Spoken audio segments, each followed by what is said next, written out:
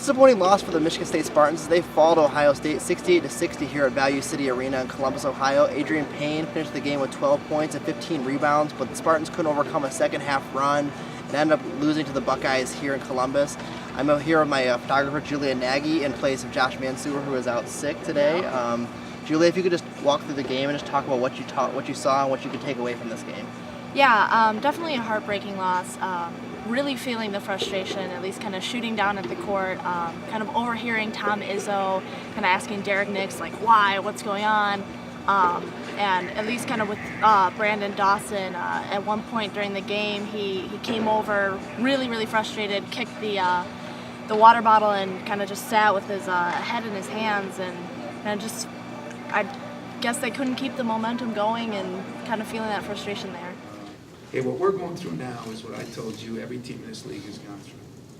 And we can overanalyze it or underanalyze it, but the problem when you're in a league where you play 3, 4, 5 ranked teams in a row, it takes its toll. Some did it in the middle, we did it a little early, and we're doing it again now. And it all depends on how the schedule falls, and you got to survive. What I'd like to have done is, I didn't feel we played very well. I'd like to have played well and lost, rather than played well, not very well and lost.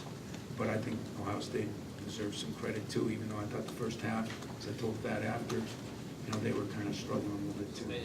Yeah, it's difficult. We put ourselves in a corner where we got to win games. We got to win all our games, and it's tough. But it's just something we got to work with.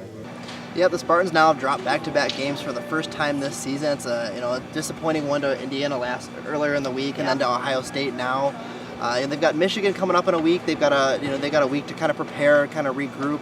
Tonight, Keith Appling was not in the game. It seemed like he struggled again as he did against Indiana. But a lot of point guards who are not Keith Appling have struggled against Aaron Craft this season. Julia, going into the Michigan matchup, could you just talk about what the Spartans should expect and what they need to improve on just moving forward, just from a visual perspective? I think really focus is the main issue that I've seen kind of down on the court. I also shot the Indiana game, and that was sort of the same issue there. We kind of gained this momentum towards the second half, and kind of we're scoring 6, 8, 10 points in a row, and then we just sort of lose it. And I'm not sure if it's out of exhaustion or just sort of a kind of an arrogance in a way of like, oh, we got this is good, we can kind of slack off a little bit. But I think kind of going into the Michigan game, really keeping that focus there is what they're going to need to do. And certainly the word Tom Izzo used after the phrase rather is they're fat and sassy. Yep. And sometimes you can be a victim of your own success, and I think the Spartans have been a victim of their own success this week, and hopefully a big one to bounce back against Michigan. A lot riding on that one. So from Columbus, Ohio, Value City Arena, I'm Dillon Davis. This is Julia Nagy signing off from the State News. Thanks for watching.